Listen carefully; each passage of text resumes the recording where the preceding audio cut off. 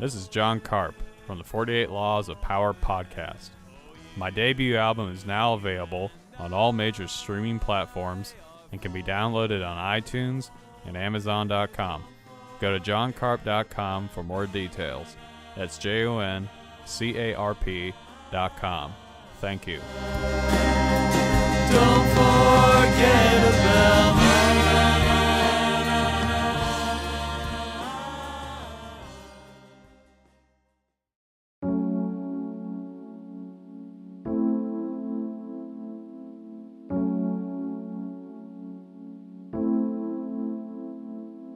What's going on, everybody? You're tuned into the 48 Laws of Power podcast. My name's Rudy Malumbo.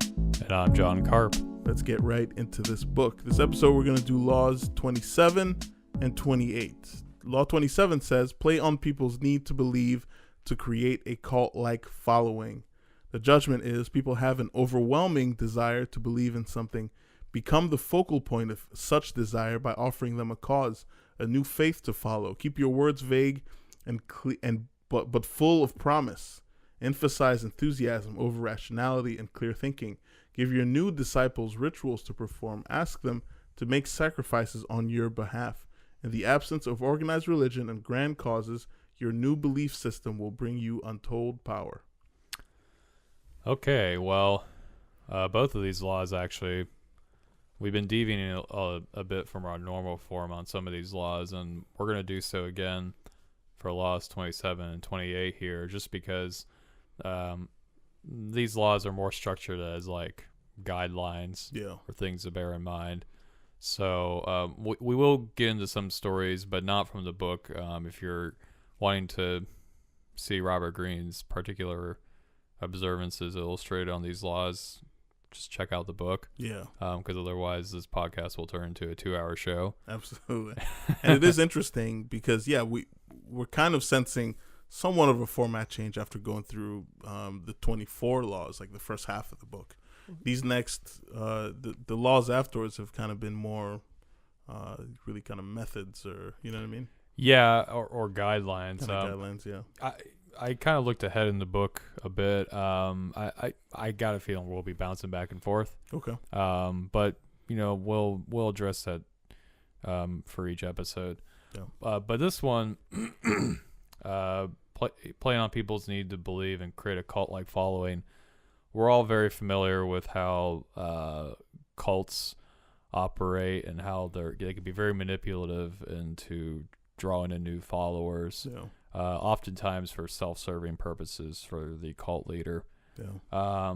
But as it turns out, the steps that a cult leader would use are kind of applicable in a lot of other aspects, or if not applicable in your own case, it's at least very good to be aware of. Absolutely. So you're not being taken advantage of. Definitely. We will get into how you can use this in your business. Actually, there's a cool little story I found about Pabst Blue Ribbon. Yeah. But for now, I think we'll just run through these steps of how to form a cult, so to speak. Absolutely. And we'll talk about how we're seeing this not only in cults, obviously, but just in a broader scheme of things. More or less in everyday life, I guess. Yeah, more or less. So number one, keep it vague and keep it simple. Well, cults definitely keep things very vague and very simple. Yeah. Trust in me, and we'll live in paradise or whatever. Yeah. And next thing you know, you're drinking poison Kool-Aid in South America. Yeah. I feel like this is a mixture of one kind of, by keeping something vague, and we talked about this previously in like laws 3 and 4, but by keeping something vague, you kind of keep it open-ended. So I say something, and then the person that's listening kind of, since it's not a closed loop, they kind of attribute different things that's in their head to what I said. So and also by keeping it simple, there's kind of a bias that we have sometimes too, where when we hear something, especially if it's something positive or if it's something that we kind of agree with, we think of all the things that hold that up, right? it's a bit of a bias that we have. The same way you would if you believe in something and you want to look for like maybe news, something in the news to confirm that.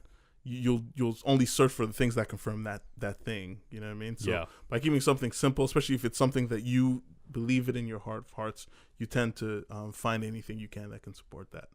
So it's kind of a mixture of those two things, I think. Yeah. I mean, and there's a lot of people that in the arts follow this actually. Keeping, if someone asks about their work. Usually if they're pretty clever artists, they try to keep their responses pretty vague. I remember watching an interview with it was the Beatles actually. So they were asking them, well, what's the meaning behind Twist and Shout? I heard it was about a hooker or a prostitute, and they're like, what do you think about that analysis, and how does that make you feel as a songwriter? And I think it was Paul McCartney. He said something like, we just wanted to write songs about hookers and prostitutes. Whether Twist and Shout had anything to do with that, who knows? That is true. You see that in the arts a lot. Especially hip hop is also a really big kind of thing for that, because there's a lot of rappers go back and forth and they call other rappers out and start beefs and things like that. So a lot of times, especially artists that are known for kind of saying a lot of double entendres and things like that, they get their lyrics really, the people go through the lyrics a lot and say, oh, maybe he meant this when he said that, and he meant that and that. Especially if you're an artist that doesn't come out and say what he meant when he was singing the raps and stuff, you kind of get more of an aura around you to like, oh, he's planning something or whatever. So I think the arts are definitely a big, and they're not stupid. They're doing it because that garners attention. Yeah. That vagueness allows the people to interpret their work however they see fit, and so it doesn't become this kind of monolithic one way to look at it. It becomes a kind of communal, everybody can look at it in their own way. Absolutely. By keeping that vagueness. Yeah. Actually, in that same vein, religion operates along those same lines too, and it's no coincidence, and we'll see that especially when we get to number 3, but pretty much every religion in this world at one time started off as a cult, insofar as it was a very small group of people that didn't have a whole lot of influence and wasn't normalized, let's say. Usually when a cult becomes normalized, if it contributes positively to the society, it then, I would argue, crosses the barrier into becoming a religion. So in other words, so as an example, Christianity basically started off as a Jewish cult, right? But once it became normalized and was able to contribute a net positive to Western society, and then eventually that spread around the world. Absolutely. Then it definitely was a religion at that point. Yeah. Now, something like Manson's cult, which A, never became normalized, and B, it never would have become normalized because it didn't contribute any net positivity. Yeah. It was a self-serving and destructive cult. Yeah. It was malicious. Its intent was maliciousness. Yeah. So it stayed a cult, and that was it stayed a malicious cult. Now there are some cults that aren't malicious in intent, but they don't gain enough followers to become normalized, and they just fizzle out usually, and they just kind of remain a kind of cult status. Yeah. But anyway, I bring that up to say that religion obviously follows some structures of a cult because it started off as one usually. And what better example than, well, I mentioned Christianity, what better example than the teachings of Christ? Christ is very vague, and his lessons were very simple. Yeah. Usually his responses to questions were questions of themselves, right? And he kept it very simple. I mean, the most famous rule he said was, do unto others as you would have done unto yourself. And I think that gave his teachings much more power than if he just kind of spelled everything out for everybody. Yeah. Because, like, you think about it, it's a kind of Socratic method thing. Like, if you ask me a question and I respond to that question with another question, then you're being forced to analyze your thought process and answer that question, and you generally gain a better understanding of what it is I'm trying to teach you anyway. Absolutely. That's why teachers use it. Yeah, definitely. Yeah. Another thing too about just the simple part of it, something that I found interesting in his description, in Green's description of it, was that in general, people's problems are very complicated. They're not simple. They're complicated. So their solutions are complicated as well. By keeping something simple, it kind of satisfies our need for simple solutions to life, or kind of easy, kind of quick fixes. You know what I mean? So if we're dealing with something very complex and we get a simple answer, then we go, oh, our problems are just that simple. You know what I mean? So I kind of it's interesting to understand what kind of feeds these kinds of I guess techniques to kind of starting a cult. Absolutely. Before I move on to step 2, I want to reference a podcast I saw with Joe Rogan and Bret Weinstein. Bret Weinstein and Joe Rogan's podcast talked about the difference between a religion and a cult. Mm-hmm. And I got a lot of my talking points from his particular point of view. Oh, nice. Not all of them, but a lot of them. Yeah. So if you're really interested in the differences between religions and cults, I highly recommend that particular podcast with Joe Rogan and Bret Weinstein. Absolutely. Cool. Gotta make sure we give credit where credit's due. Yeah, definitely. Law 8. Law 8's take credit, but you know. Yeah, but I'm a nice guy. Maybe too nice. Okay, 2. Emphasize the visual and the sensual over the intellectual. Mm-hmm. Yeah, definitely. I mean, if you're trying to create followers, you don't really want your followers to think too much about what it is that you're doing. Absolutely. You don't want to see through it. Yeah. And, you could use, people use this in malicious ways, but in a positive way, in a positive light, it makes sense. Let's say if you're a magician, right? You don't want people seeing your tricks. If you're a business owner, you don't really want people to see the dollars and figures. Yeah. You want them to see the product that you're trying to sell and how it's going to affect their life and all that, right? Absolutely. I think, I think Apple did a really amazing job at this. If you think about how Apple designed all their products, it's all sleek and very nice looking packaging, and the computers are nice looking, and the phones and all that. That's not an accident. That's done intentionally. It's done very well. Just any iPhone unboxing will make you feel that way. Yeah. Everything from just the plastic they put on the phone, you taking that out, the way they package like the head, the earphones and everything, and the sticker you get. Yeah. Where you feel like you're part of like a group a little or cult. Something. Yeah, exactly. Yeah. Oh, that's what I call the cult of Apple. Yeah. But even, you ever been to the Apple store in New York City? Yeah. Oh, yeah. Actually, I've walked by it. I haven't been in. Oh. But yeah. Next time you take a walk in there, it's like it's like you've walked into a cathedral, because it's all, there's just windows everywhere. So like you're looking around, you're seeing everybody going up and down these escalators and whatnot. Wow. It's really, really insane. But I mean, again, that's the visual. It stands out like nothing else in New York City. Yeah. And it's, again, that's an emphasis of the visual for sure. Yeah. But over the intellectual, because think about it this way, like sticking with Apple was very groundbreaking insofar as their product functionality in the 2000s.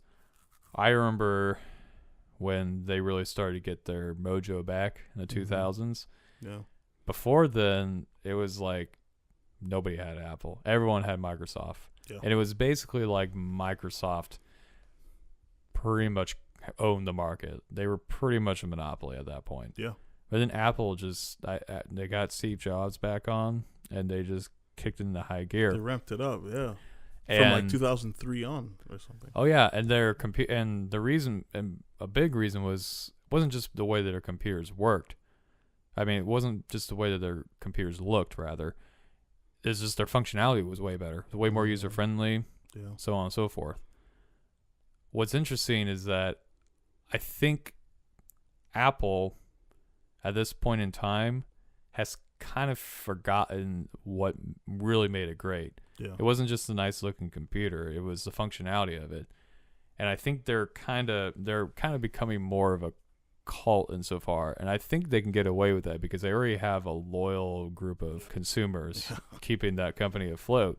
But I say that because if you look at their latest models and of MacBooks, for example, like the one that we're recording this podcast on, I have a bunch of. This is from 2011. It has a bunch of ports for like USB and Lightning, and I could put SD card. I could put a CD in here. Yeah.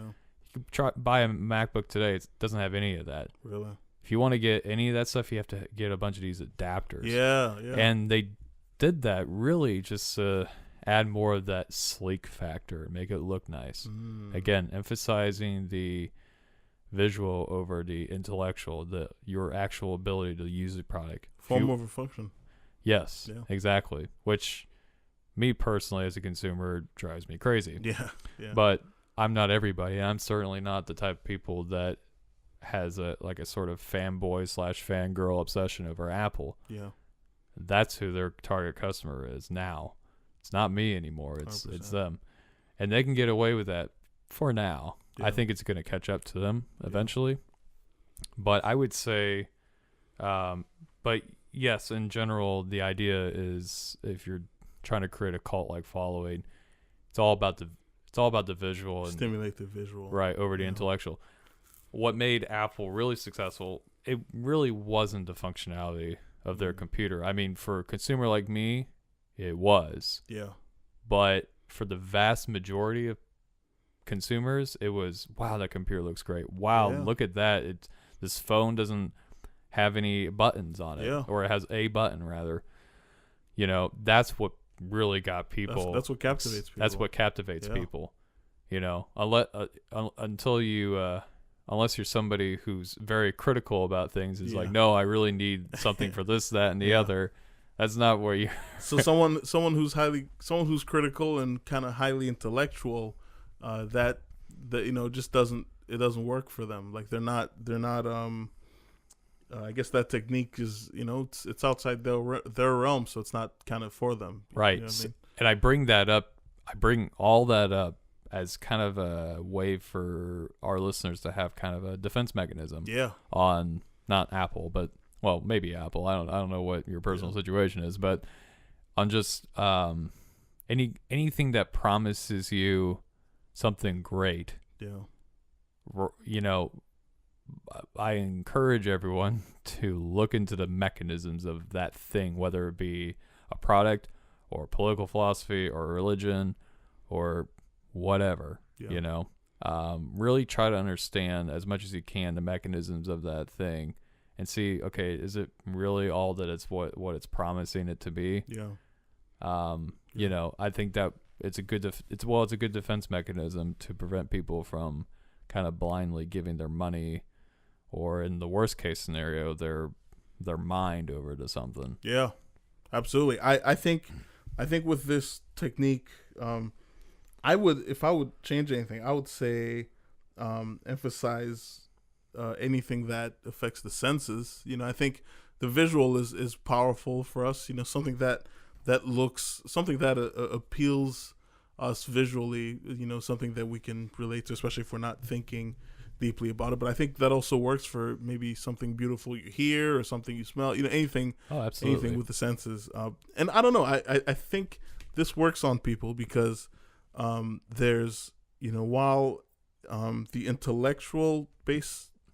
So in just out in the material world and everything, it's best to think intellectually about things and to understand things, understand reality and things like that. But I feel like there's also a part of us that it's kind of like the head and the heart thing, where we kind of aspire to something kind of bigger than what's kind of, you know what I mean, here in the material world and everything. So by appealing to things that are kind of unexplainable, by like you know, when you're listening to music or something, a lot of times you'll listen to it and go, I don't know what it is about this song, but it's gotten me in some way, or you know, if you're eating some food or whatever, or if you're just looking at how beautiful the Apple Store is or something. But there's a higher appeal. There's an appeal that's higher than, you know, just the intellectual, and that's 100% what this technique kind of where it goes to, if you get what I'm saying. No, I totally understand what you're saying, and I absolutely agree. And it's it's, let me put it this way: I wouldn't tell people to abandon their sense of awe for intellectual. Well, no, this is how you know. I mean, if we didn't have a sense of awe, we wouldn't be inspired to do anything. Absolutely. And it's that sense of awe that, it's that sense of awe that makes a company like Apple inspirational, really. Yeah. It's what makes going into like a well-designed church an awe-inspiring moment, or a mosque or whatever. Yeah. It's one of those things that it's part of what makes us human beings, and we should never erase that from ourselves. Yeah. Of course not. It's one of those things, man. You just got to keep it in balance, keep it in check. Yeah, you know? keeping it in check, and also just seeing, like you're saying, what mechanisms are behind. You know, if something appeals to you on this level, but you kind of see that maybe someone's, you know what I mean, using it to take advantage of you or something like that, then to kind of go back and check that. And, kind of go from there. But it's definitely something that's a part of us. You know what I mean? It's something that if we're not careful of, you know, other people will use it against us. You know what I mean? Yes. Kind of use that. Yeah.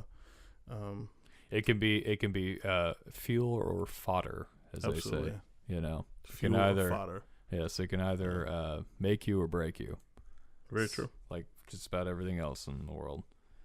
Borrow the forms of organized religion to structure the group. Okay, so this is definitely what cults do. Yeah. You know, you know, if you want to reach the gold tier, you gotta, you know, pay this amount, or perform this sexual favor for the all great one, you know, and then maybe one day you'll get to be in the exclusive club, or what cults do is all the time. Yeah. It's how they extort people for money and you know, sexual favors and all kinds of just really wicked stuff. Yeah, very wicked. And as far as now, at the same time though, but like I said, we see this structure of religion and all kinds of things, really. Yeah. You got to figure, well, the Catholic Church, if we're talking Christianity, is probably the most obvious example in terms of like an organized structure that's, you know, within a religion. And if you think about it, well, governments obviously are very structured as well. And consider this, like after the fall of the Roman Empire, you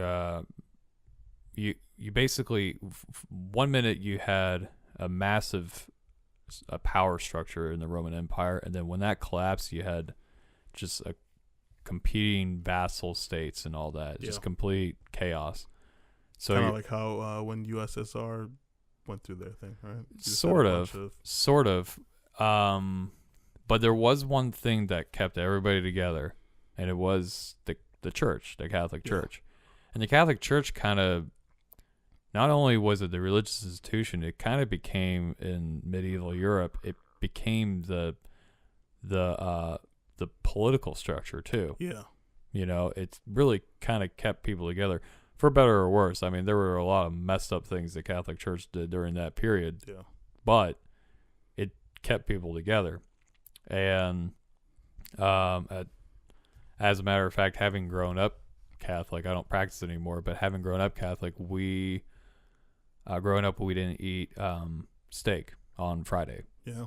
We abstained from eating steaks on Friday. We ate fish usually.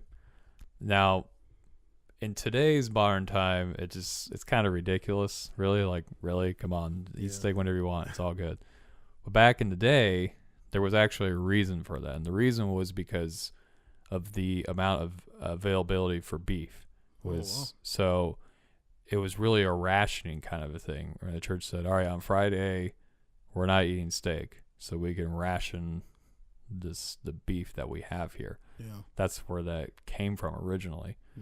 So anyway, I bring all that up to say that if a religion like Christianity and a religious sect like Roman Catholicism can have a structure that not only is applicable to their particular religious belief, but it actually ends up being a geopolitical structure within a given region. Yeah. And there's definitely room for it for not just governments, but also businesses. Yeah.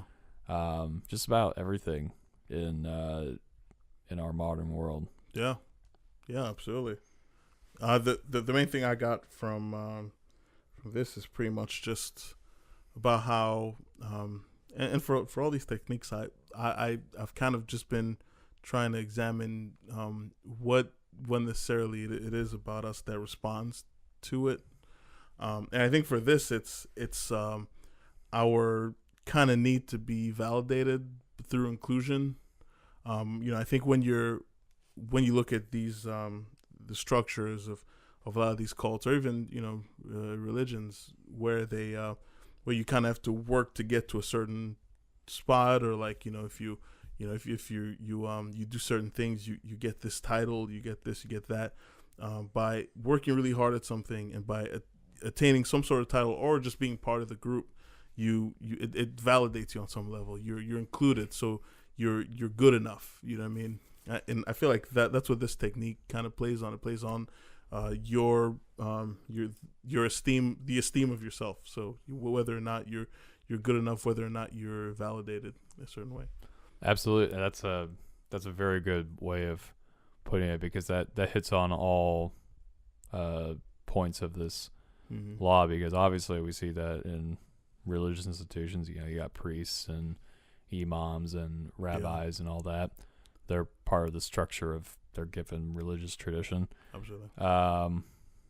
And also you see this in a positive way. If you're working at a company for an extended period of time, you should have upward mobility within that company. Yeah. You should be able to start off as, a waiter and eventually become a manager. Absolutely. But you can also, this is also something that's used in a very malicious way.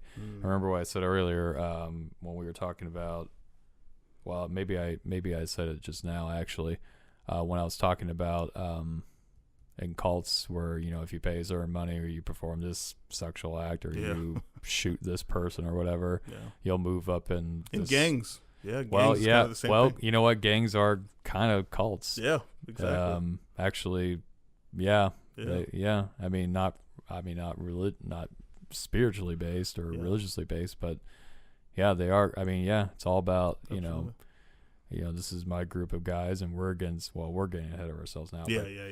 But you're right. Gangs are kind of like cults in a way. Absolutely. So this structure can be used in good organizations and bad organizations. Definitely. Anyway, disguise your source of income. So that's definitely a feature in cults. In fact, many cults are set up for the sole purpose of extorting people for their money. But remember, disguising your source of income, it doesn't. When I read this, I was thinking, well, how can someone apply this in like their daily life without extortion? Yeah.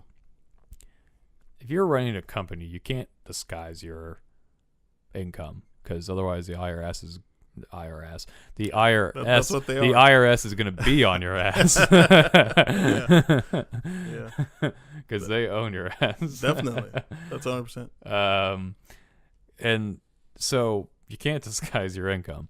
But what you can do is you can kind of do what Apple did. I keep bringing Apple up, but you can kind of make your product become more of like this kind of lifestyle, or this like a symbol of a certain kind of philosophy, to where people are buying the next product just because it's the next Apple product or whatever it might be.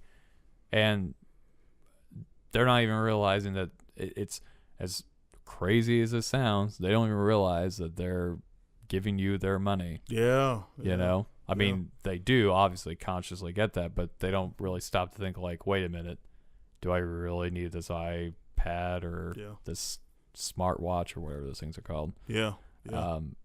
Maybe in your particular situation you might. Most likely, probably not. Yeah. But doesn't matter if you need it or not. If that's not what Apple is.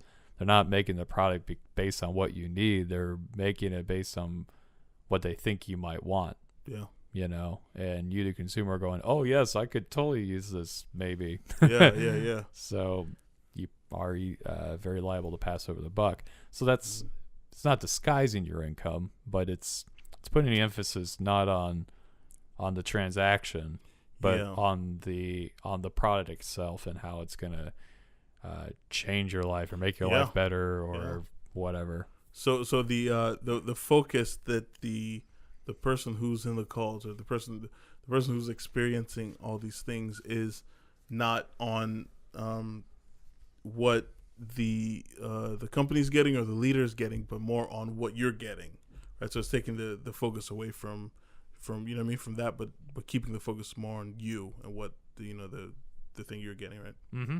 Yeah. I feel like with this technique, it's I mean, just kind of thinking it through, it seems to me that a reason to disguise your income would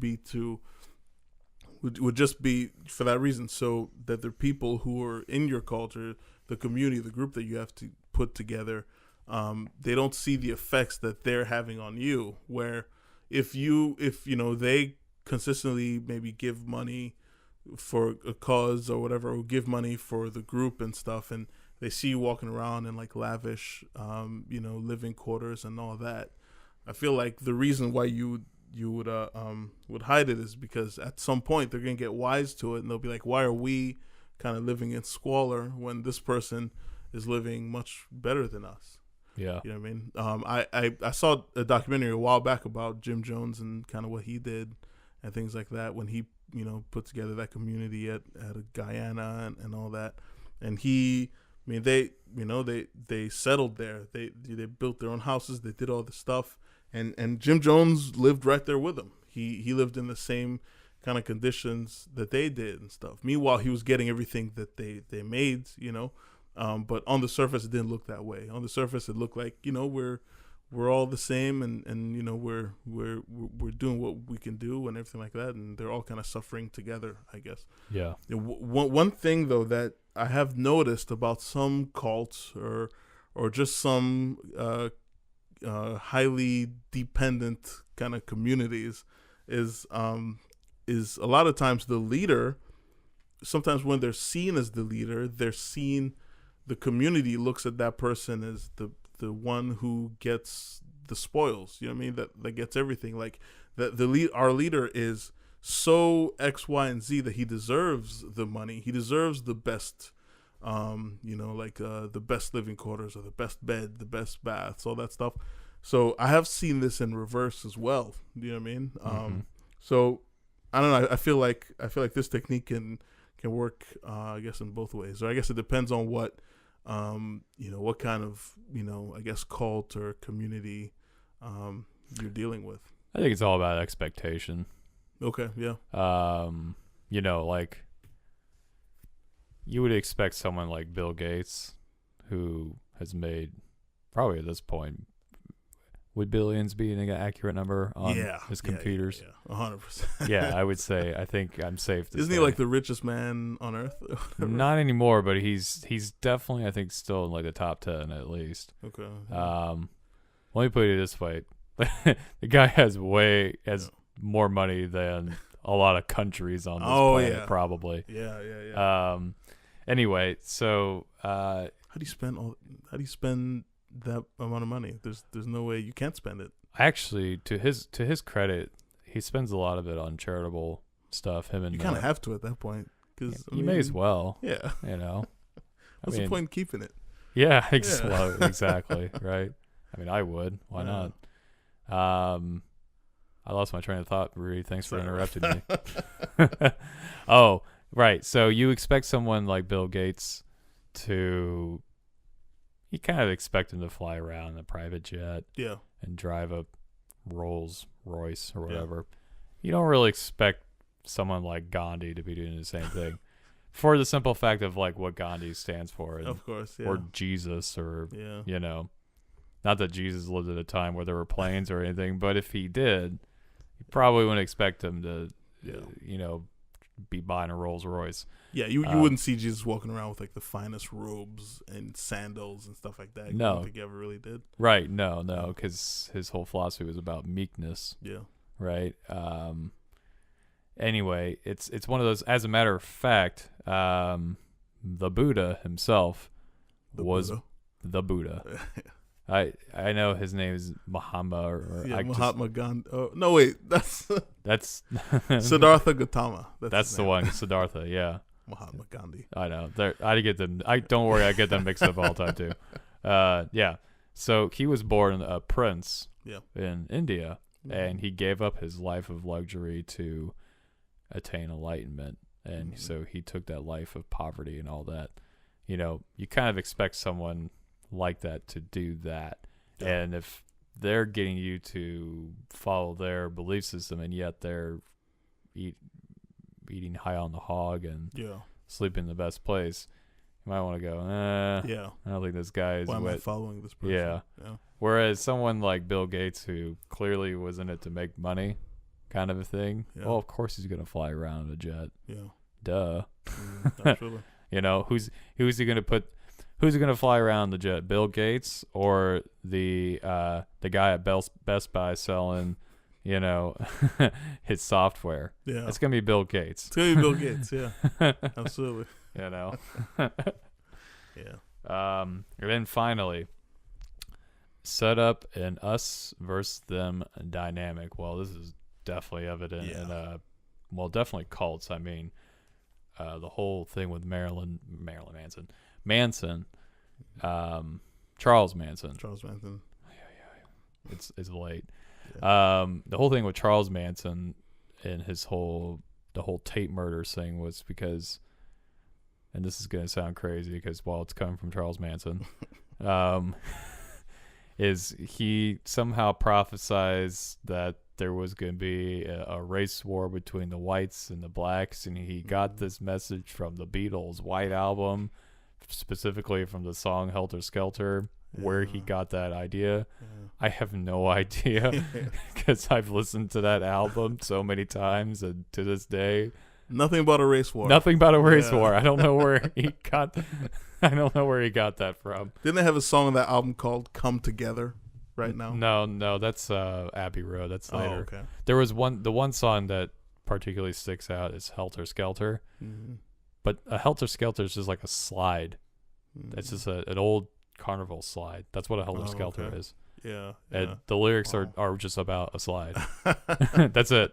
I don't know where he got race war from that. Yeah, man. But don't try you can't escape you can't explain crazy. You can't explain crazy. But anyway, so and why the Tate family was mixed up in that, I don't know. Just, it's one of those things. Because Tate was what's his name's like wife or something, right? The director. Yeah, something like Polanski, Roman Polanski's wife, or fiance, Sharon Tate. Yeah, no, that was his wife. Yeah, you're right. Anyway, that's beside the point. The whole reason I brought that up was, it doesn't matter if it makes sense, because clearly that made absolutely no sense. But people bought into it. That's it, and they were like, "Oh, this is we got to protect us against them, whoever them are." And we see this a lot, and we'll definitely see it when war's around the corner. Propaganda goes crazy. I remember, and Rudy, you probably remember this too, when September 11th happened. I had never seen so many American flags in my life. All the time. Yeah, and people were not calling French fries anymore. They're calling freedom fries. Yeah. French kissing was liberty licking. It was just complete Yeah. idiocy. So even here in the U.S., we're subject to it. Yeah. But it creates an us versus them kind of a dynamic. Yeah, the interesting thing with that is when you have a common enemy, it kind of binds you together. Right? Well, and the crazy thing about it is our enemy wasn't even France. We were just people were mad because France wasn't joining. They didn't join us. They didn't join along in our crazy escapade to rid the world of terrorism, which sounds noble, but is wholly unpractical. Yeah, and maybe that's what France was thinking. I don't know. I mean, we had a whole war on. I think it's still going on, but the whole war on terrorism. But that really does sound like something like you as a 4-year-old would do if you just put a cape around you and go, "Mom, Dad, I'm gonna save the world from terrorism." I know, but hey, you know what happened? But again, it doesn't have to make sense, especially like something after a traumatic event like 9/11. Yeah, people become. Sometimes when something like that happens, emotion outweighs reason. Absolutely. And people get very caught up in their emotion. Definitely. And those are environments where us versus them dynamic can take place. And luckily for the U.S., it wasn't really that bad. I mean, it was silly, but it wasn't really all that bad. Yeah. But it doesn't take a whole lot to take a situation like that and make it a lot worse. It happened with the rise of the Nazi Party in Germany. Yeah. It happened in the with the rise of the USSR in Russia. So it's definitely something to be careful of. Anytime you see an exaggerated depiction of an us versus them kind of plot line, occurring, you really want to keep your eyes open and 100%. Be suspicious. Definitely. And there's, I think this technique is something that we see a lot of nowadays. Anytime election times come up, it's a very big that's a very big moment for people to kind of divide things and go it's us versus them. But I think especially for nowadays with the president we have in the office and the way people have been reacting to it, and I feel like it's kind of galvanized kind of both quote unquote sides. And so you see it a whole lot nowadays. I think for really the reason we respond to it, I'm not even 100% sure. I just think it helps bring. I would only say that by having a common enemy, kind of binds the group together, and it kind of gives the group a little bit of purpose. But yeah. Well, that's kind of I think it's two things. I think it's part of what you just said there. Kind of it can bring a group together. Yeah. For example, like in World War II, when the Japanese bombed Pearl Harbor, that brought our country together, and we're like, all right, we're gonna go take on this Axis power, right? But also too, I think human beings are very tribal in nature, whether we realize it or not. And part of that probably has to do with a survival mechanism. Like, if I'm part of tribe A and you're part of tribe B, we're probably hunting in the same general area. For the interests of my tribe, I want to make sure that your tribe doesn't, take all the resources, so to speak, right? And the same goes for your tribe, right? Yeah.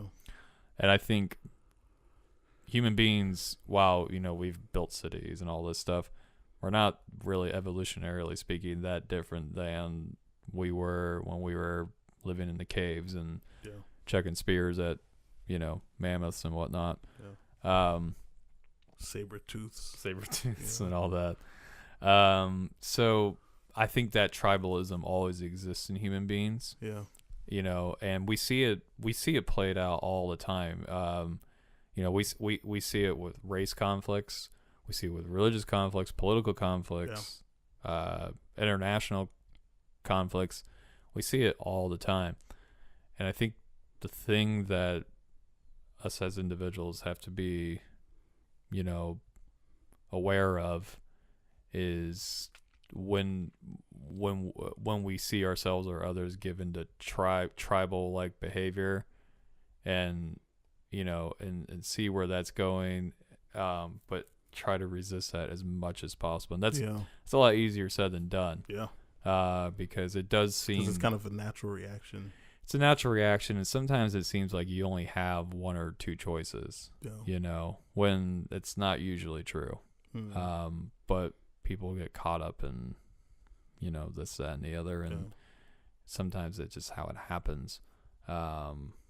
So I would say my thing about it is, for this law, again, if you're seeing an us versus them dynamic develop and whatever it might be, and be very wary. Absolutely. Be on the lookout. Now,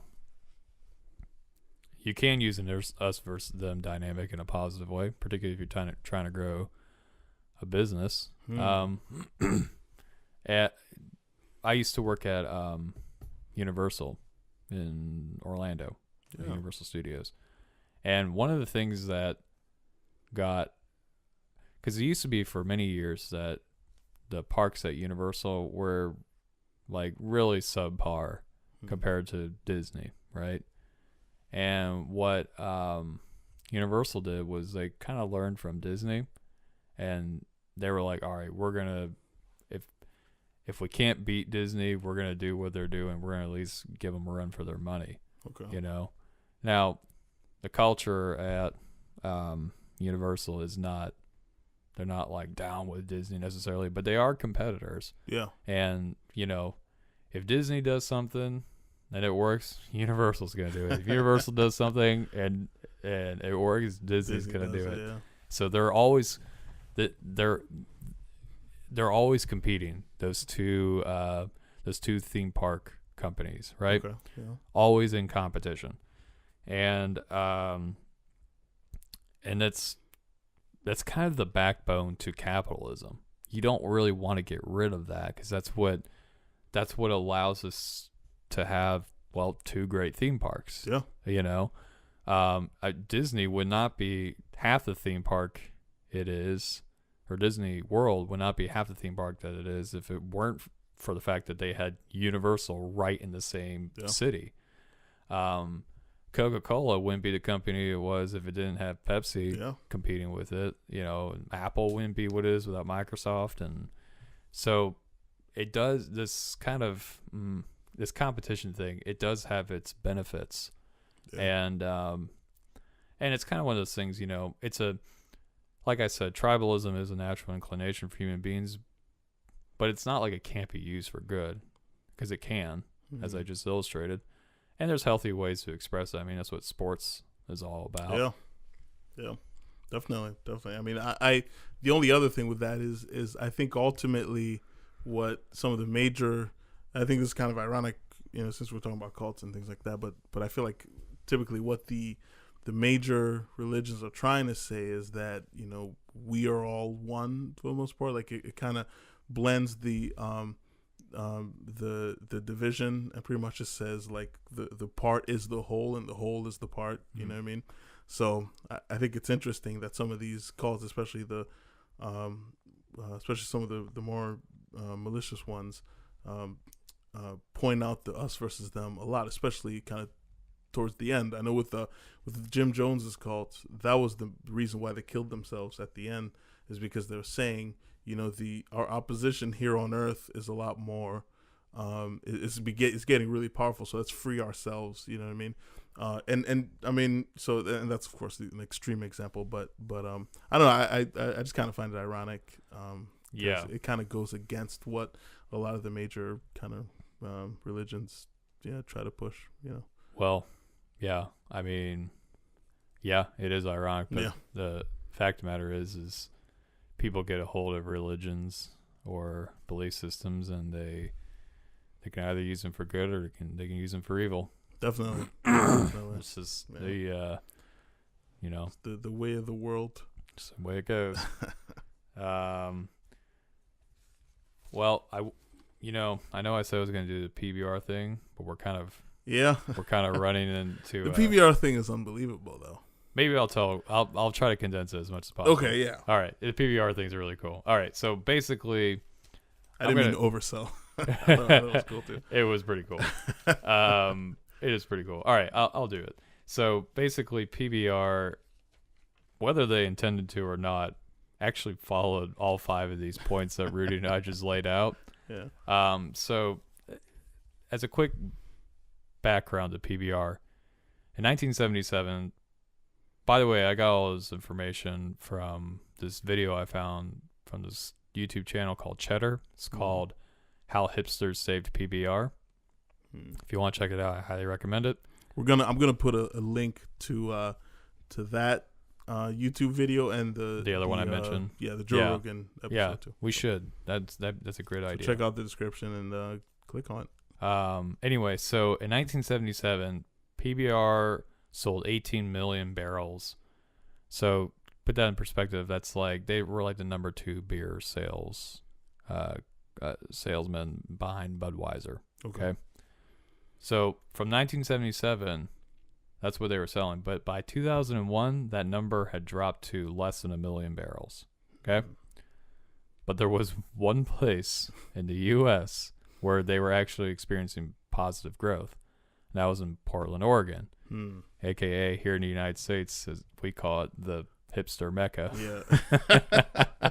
Now, Hipsterville. if for some reason you don't know what a hipster is, well, you're not alone, because there's not really like a defined definition of what a hipster is. There's not a dictionary definition, but in the broadest generalization, a hipster is the kind of person who's goes out of their way to be anti-mainstream and, here's the important part, anti-consumerism. Okay, so now if you're PBR, right, and you're noticing that the people who are buying your beer are mostly anti-mainstream and anti-consumerism, how is this possible that they're buying like incredible amounts of a large, a beer basically? Yeah. And B, like, why? Yeah. And what can we learn from this? So PBR hired a new marketing consultant, and he decided, I'm going to go out to Portland and see what's going on. What he found was that in truth and actuality, hipsters are not really anti-consumerist. As a matter of fact, they're just as capitalist as the rest of this country. They just don't know it yet. They just don't realize it. Because here's the thing. Everything that makes a hipster, what is it? It's the clothing they wear. It's the music they listen to. It's the venues they go to.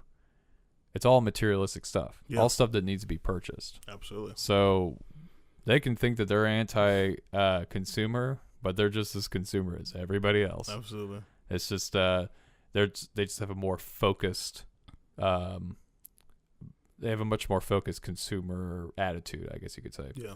So PBR saw this and they're like, another thing about hipsters too is that what PBR knows, and this became very important to PBR success, they don't like to be advertised to constantly. Okay. Which I can totally understand. I'm totally with them on that. Because there's nothing more irritating than, car commercial after car commercial, all the time. That is super irritating. I totally get why hipsters feel that way. And PBR apparently understood that too, because what they decided to do was basically they're like, okay, well, we're doing really well in Portland. So let's take this same concept and go to another similar city. Seattle's where they went first. Mm-hmm. And, they kind of went to, these like indie concerts and like mustache growing contests and all that. And, kind of just, and they brought with them PBR swag and people got into it.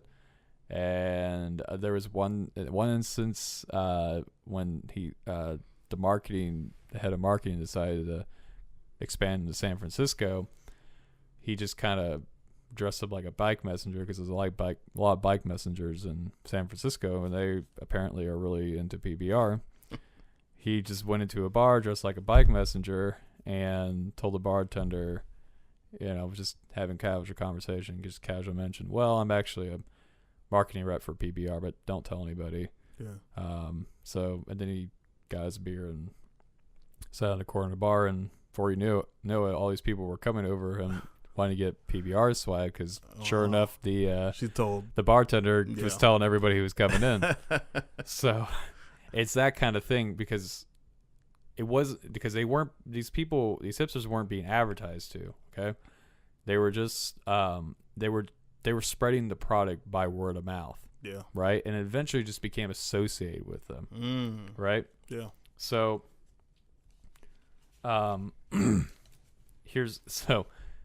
this is how PBR basically followed the 5 cult rules, right? Okay. Yeah. So, number 1, keep it vague, keep it simple. Well, there's nothing more vague than not having an obnoxious advertising campaign, right? If you're just kind of grassrooting everything, that's really vague. Also, too, if you look at the like the beer can of a Pabst Blue Ribbon, it's very minimalistic. It's very minimalistic. It's just got a blue ribbon, a red diagonal line. Yeah. By the way, some of you who aren't from the U.S. probably had no idea what I was talking about when I was saying PBR. I'm referring to Pabst Blue Ribbon. Yep, the beer. I just realized that there might be people in other countries. It's very popular here in the States. Yeah, who might be like, "What are you talking about?" It's a very popular beer. All right, so anyway, number 2, emphasize essential and visual over the intellectual. Again, PBR, it's truthfully speaking, it's really not that great a beer.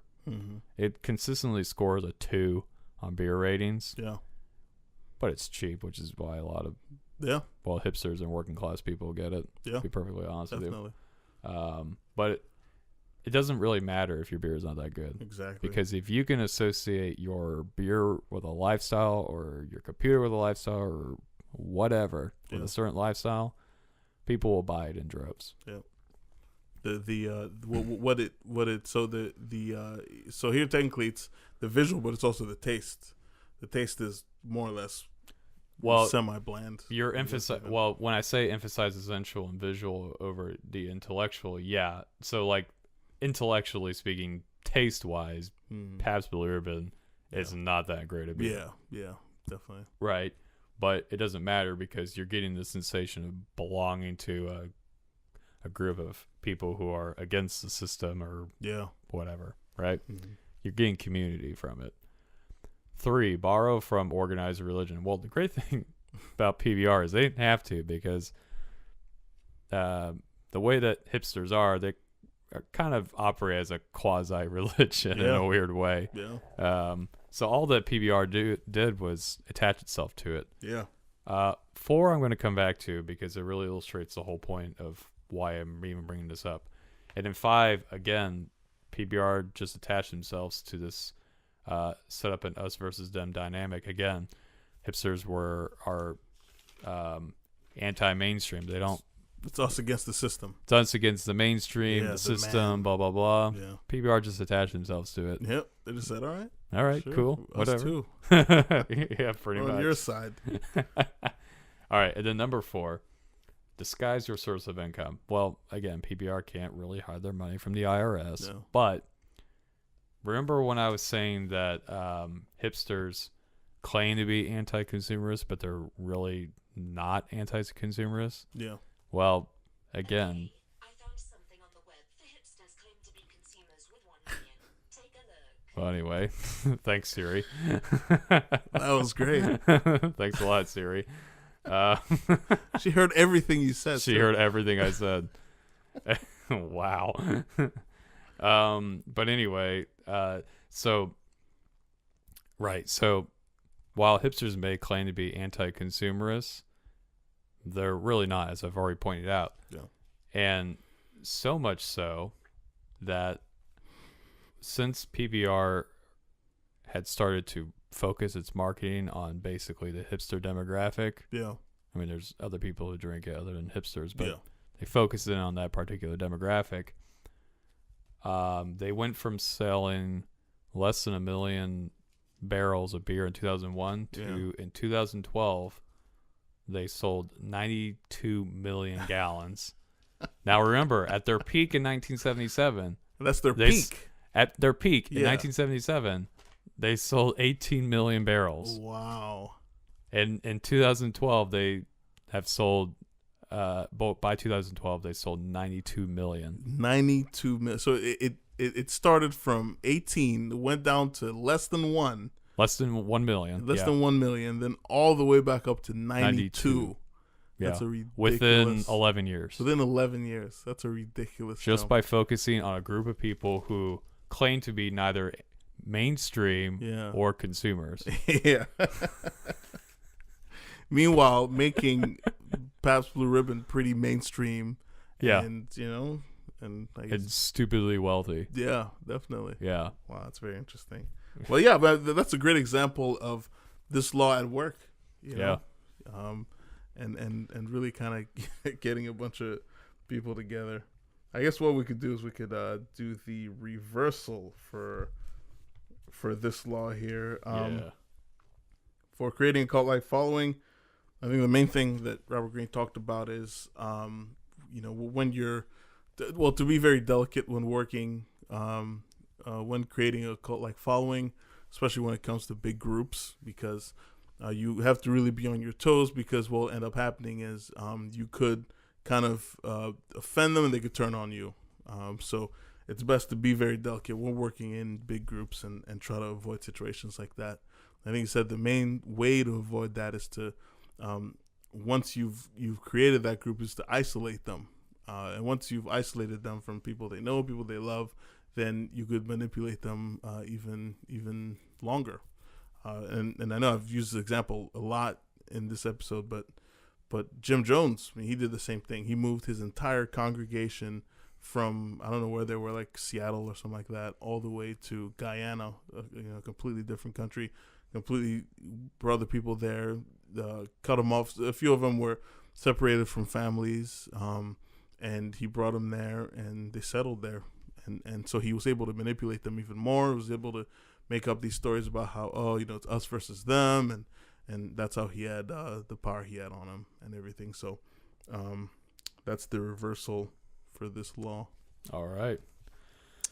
And needless to say, I mean, clearly I would never advise anyone to act like Jim Jones, but that's just an example for what Robert Greene is saying. I really hope that nobody got that that message from what you just said. Absolutely. Well, Rudy said I should be like Jim Jones. Yeah, I'm just feeding Kool-Aid to people. No big deal. Rudy said so.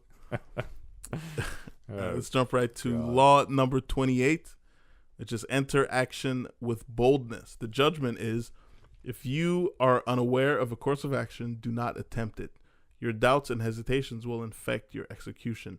Timidity is dangerous. Better to enter with boldness. Any mistakes you commit through audacity are easily corrected with more audacity. Everyone admires the bold. No one honors the timid. All right, so there's 6 points in this one? Yeah. So the bolder the lie, the better. Go further than you planned. Often the more audacious something is, the more credible it seems. It's kind of true. I mean, it's kind of the old saying, it's so crazy it just might be true. Yeah.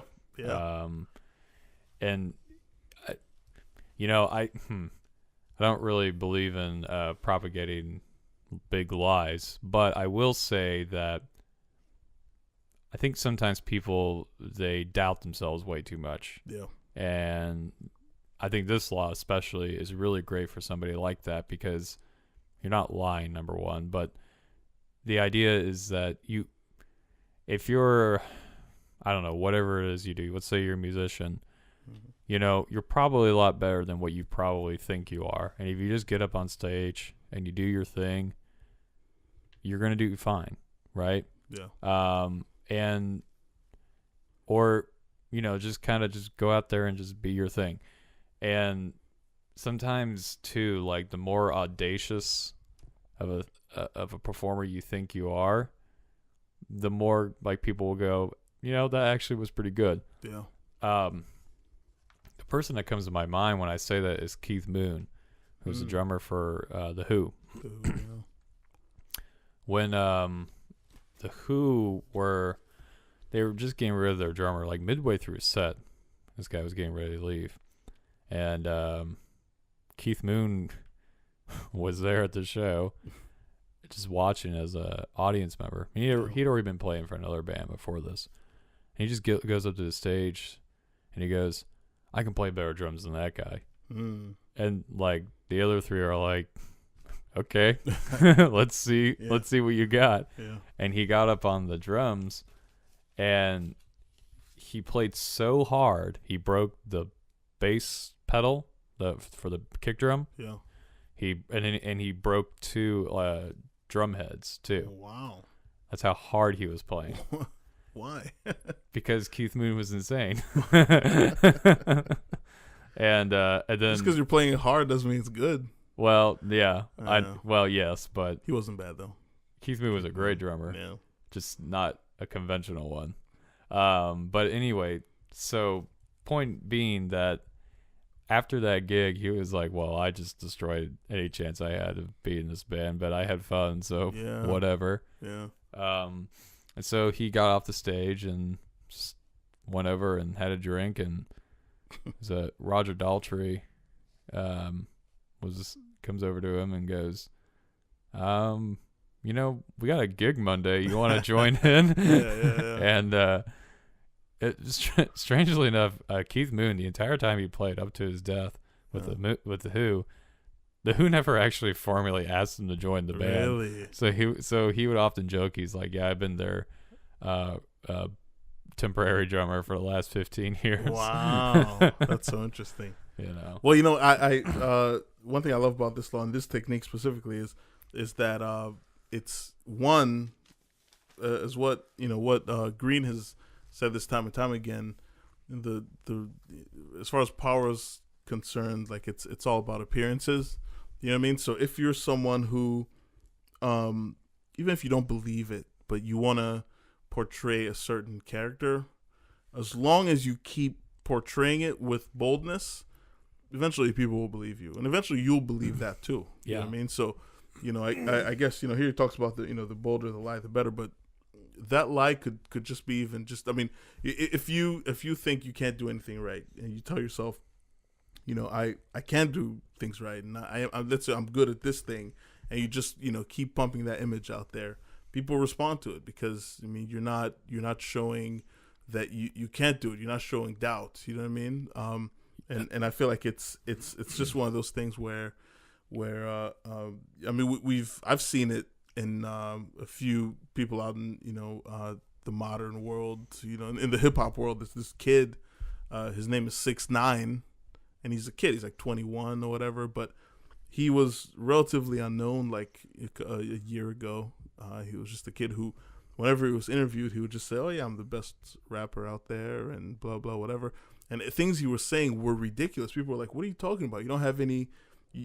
These claims you're saying, they're unfounded. You're not successful. People don't know who you are. You're not the greatest rapper or whatever. There's other rappers better than you, but you just said, "No, I am." Like, he said it like he believed it for years or for months, until he got to a point where people started saying, "Yeah, he's right. Like, he is," and things just kind of started presenting themselves that way. And it's one of those things where, I don't know, it seems to work.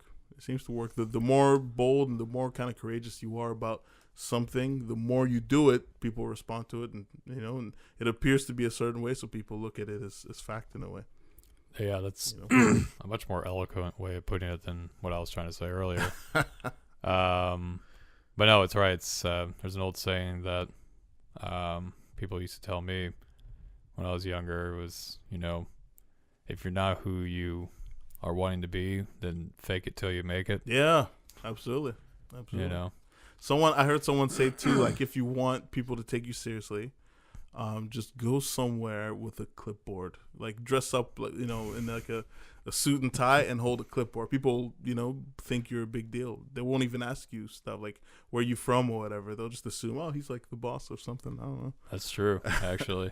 Or just dress. If you want people to respect you more, just dress professionally. Exactly. Yeah. It's true.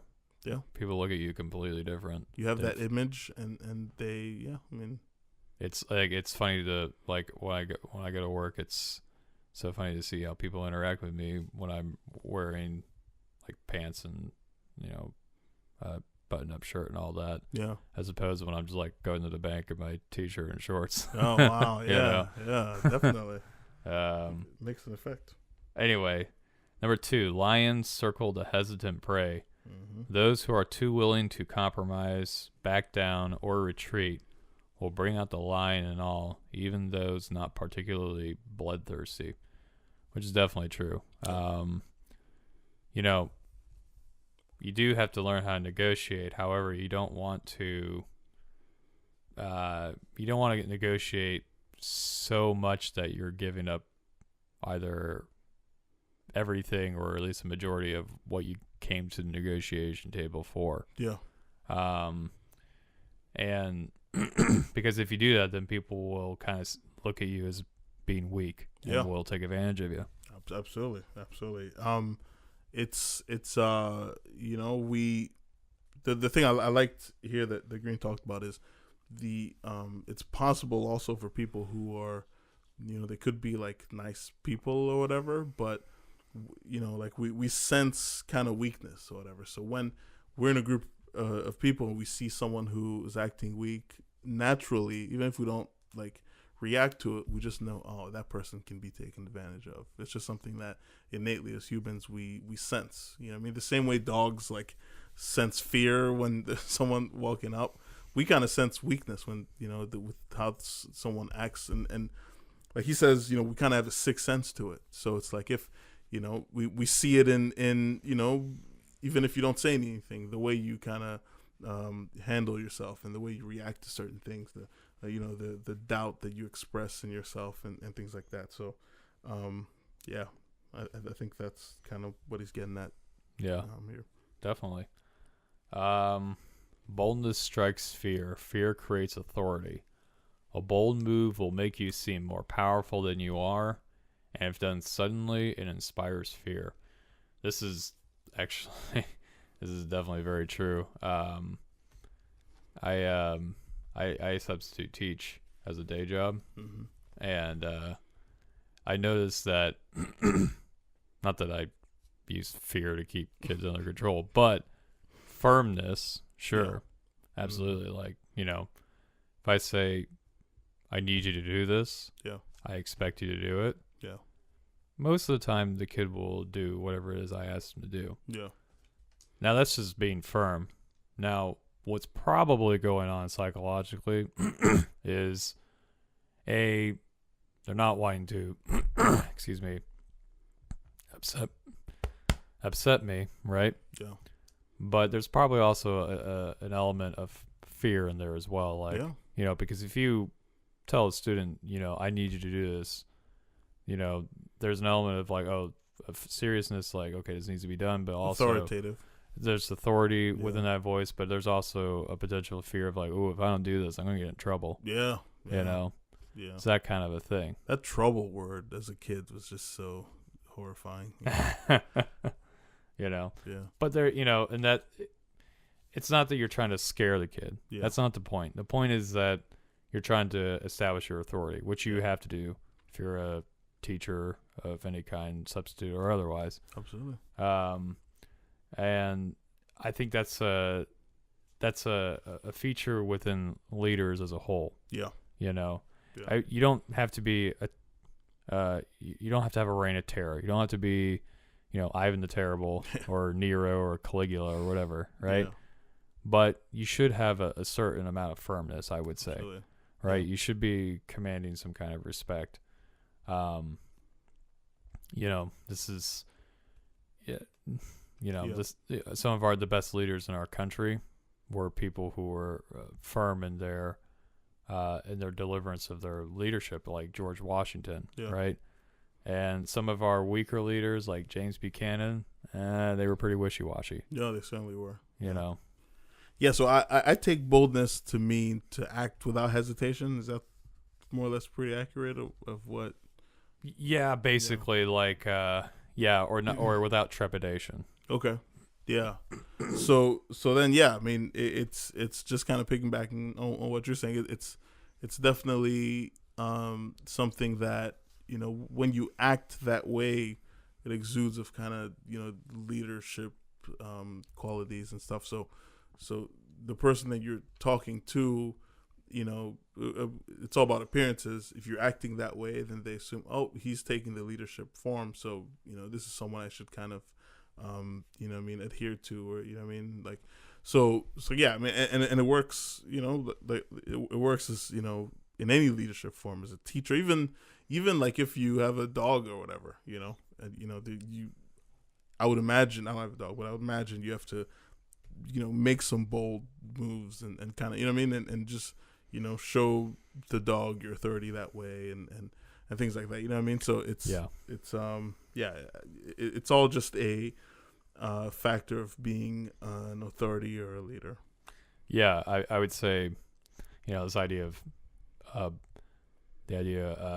boldness strikes fear. I think fear just is kind of a byproduct of it. Yeah, it's not like you're shaking in your pants fear. Yeah, it's more of a respect, maybe. You could say that it's more of a, let me put it this way, an unwillingness to let someone down. Okay. Because that creates a sense of unease. Yeah. Which is synonymous, if not the same thing, as fear. That's fair. Okay. Yeah. Is that?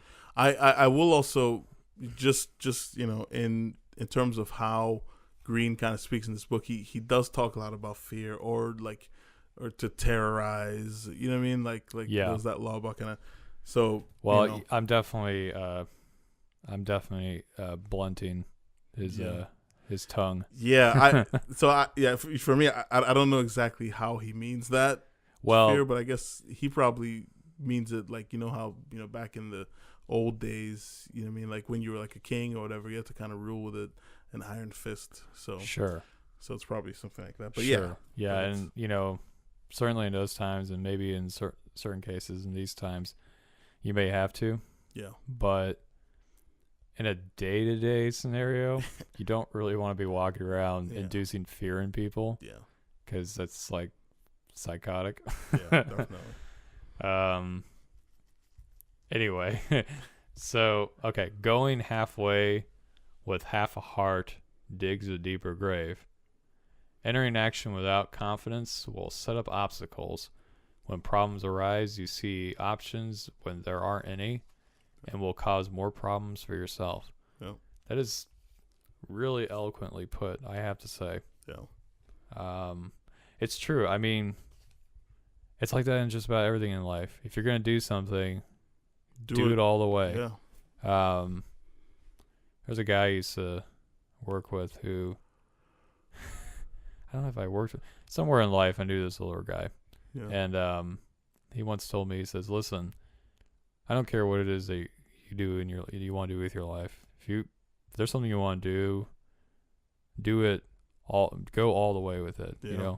I don't care if you want to be a shit shoveler. If you're Yeah. going to be a shit shoveler, be the best shit shoveler on the face of the earth that you can advice. be. Yeah. Which is absolutely true. Yeah. No matter what it is you do, whatever your occupation is, but be good at it. Yeah. Yeah. Well, and I found it a lot of times in sports or like physical activity. Sometimes you'll see. I'm a scuba diver, and sometimes my mom instructs people to scuba dive, and sometimes I go and work with her sometimes to make sure these people don't, drown themselves. Yeah. Kind of like just a second pair of eyes. Yeah. So, anyway, what I see sometimes is there are certain things that when you're scuba diving, you kind of have to commit to, right? Yeah. So, like, for example, if one of the skills we do for people who are learning to scuba dive, it's called CISA, right? Mm-hmm. And what it is basically you take your I'm going to use very layman terms for people who don't scuba dive. Yeah. So if you're a scuba diver, I apologize. The mouthpiece that you use to breathe out of, we call it a regulator. To do a CISA, you throw that out of your mouth. You outstretch one arm up to the surface, and you basically exhale all the way up. This prevents you from getting the bends as you go up. Oh, okay. This is a skill that you need to know so that in the event that you run out of air, but you're close to the surface, you can ascend safely. Okay. What happens sometimes, and I've seen this happen before, is the moment that regulator comes out of someone's mouth, they freak out. And they shoot to the surface, and that's really dangerous because you can get the bends, and it traps air bubbles in your lungs, and when you go to the surface, those air bubbles expand, and then they can rupture your blood vessels, and it's very serious. It can kill you. And the thing is, and the reason is because psychologically, you're breathing off of this thing, and then you're taking away, and people lose their minds. And the number one thing, the thing that my mother teaches students is don't panic. And the reason is because if you panic, you're going to lose all sense of control. And who knows what's going to happen. It's far better that when you're ready to do it, once you pull that regulator out, that's it. You're committed. You're doing that CISA, whether you want to or not. It's already out of your mouth. Just, keep your training in mind. Do what needs to be done.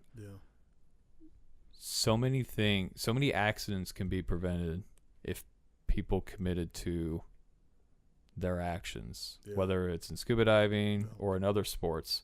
We see there are kids who go skateboarding who don't commit to doing a flip or whatever. I don't skateboard, but whatever these things are called, a 580, whatever, whatever, the hand plants or whatever. They don't commit to it, and they fall down, bust their lip. You know what I mean? It really hurt.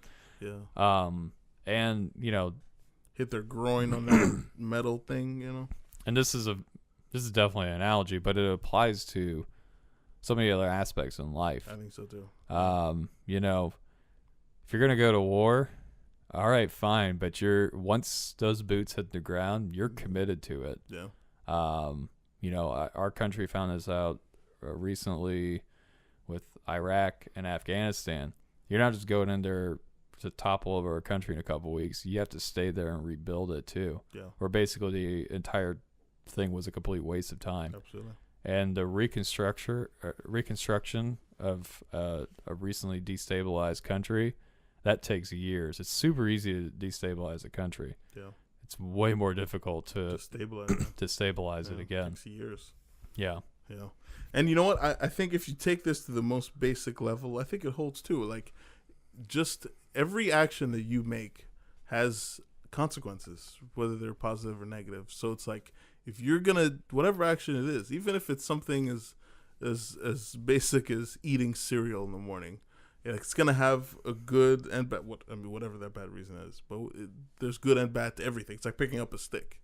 You know what I mean? You pick up a stick. There's, the other end of the stick is the consequence of you picking up the one side of the stick. So for things that you do, you have to. If you are going to do something, do it fully. Accept the positive and the negative. Even talking, like, if you say something to someone, accept the positive and the negative. Though you can't, if you say something and then someone calls you on it a few days later, and then you go like, oh, I didn't mean to say that, or, I didn't say it, or you deny it or something like that. That comes off as weak. You know what I mean? It's I think, taking it at its most extreme level, it's actually very, I think it's some of the best advice you can give anyone, which is just own up to things that you do. You know what I mean? If you are going to do something and you've thought it through, don't be wishy-washy about it. Whether that's you saying something to someone, you acting in a certain way, or whatever it is, I was really hoping you would stick with the cereal analogy, see where that went, but well, if it's like, I don't know. I'm kidding. You don't have to. I'm just pulling your leg. So 5, hesitation creates gaps. Boldness obliterates them. Do not overthink an option. Decide and act on it soon, or someone else may seize on the opportunity. I think this is probably the best dating advice anybody could ever get. Oh, absolutely. Yeah. Probably everybody can think of a time when they really were interested in someone, but they hesitated in asking them out or whatever, and before you know it, someone else swooped in. And the one that got away. The one that got away, yeah. Yeah, definitely. I think acting with boldness is very applicable to like seduction or even just dating, and all that. Just job opportunities too. If you sit around and wait to apply to a job, it's very likely someone else might snag that job. Asking for a promotion. Asking for a promotion, that's another one. Yeah. Just so many things in life. Was it fortune favors the bold, I think is the old saying. 100%. And it's true. Early bird gets the worm. You need to get out there and hit the pavement and get it, whatever it is you're trying to get after. Now this is starting to sound like an after school special. You know what I mean? I know. I'm sorry. I feel the teacher side of me coming out again. 6, audacity separates you from the herd. The timid fade and the bold stand out. Now, we've definitely have covered this before in terms of talking about making yourself stand out from the crowd. Absolutely. Be audacious. Law 6. Audacious, memorable might be a word I would prefer to use. Audacious to me has a negative connotation. Okay. But memorable, I think, is a good one because, don't let people forget your performance, whether it's at work or if you're an artist of some kind, like a musician, you want to have a great performance, right? A memorable one, I think earlier in this podcast, I talked about that guy who was, when I was going down Broadway in Nashville, and where all the honky tonks are, and this guy who played a bass guitar in one of the bands in the bar ran out in the middle of the street. He had a wireless set up on his bass and was bringing people into the bar, and they were following him in, and that's really memorable. I mean, I'm talking. No one's ever done this before. Let's see where he's playing. Yeah, I mean, I'm talking about that happened years ago. Yeah, very memorable. Definitely. It's just things like that. Everybody's got a way to make themselves stand out, Absolutely. In their own way. And the thing I liked about that law specifically, that it was saying, I felt like at some point it was saying, look, everyone's unique. You know what I mean? So there's some uniqueness about everyone. So if you want to stand out, use that thing that makes you different to your advantage and stand out. You know what I mean? It doesn't have to be something where you put a lot of effort in it. It's ultimately you just trying to be noticed, Yeah. So I feel like it's the same thing here. If you're not denying yourself, and if you're not denying who you are, and then you're just really upfront about, your natural self, then, you kind of separate yourself from everyone else. The same people who are still kind of waddling in self-doubt and all that other stuff. Absolutely. All right. Reversal time. Let's do the reversal. So for this law, the main thing that Green was talking about is that boldness isn't something that you act on all the time. It should be something that's more or less used sparingly. And so it's, I feel like it's one of those things where if you tend to kind of invalidate it if it's something that you use a whole lot, and it's timidness, on the other hand, there's no kind of a space for that in terms of power, you know what I mean? But sometimes feigned timidness can work and can get you ahead, but you have to kind of be to use that sparingly also. So it's kind of a mixture of those two things.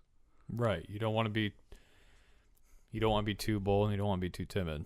Absolutely. You want to hit that middle path. More often than not. But if you are going to commit to something, jump in with both feet. Absolutely. I think that's a good way to end this podcast. I think that's excellent. So let's end this with boldness, John. For the 48 Laws of Power podcast, this is Rudy Malumba. And I'm John Karp. Signing off. Well, that was our take. What do you think? Email us at the 48 Laws of Power podcast at gmail.com. Be sure to check us out on iTunes, YouTube, Spotify, iHeartRadio, and like us on Facebook. Listen in every Monday as we air new episodes.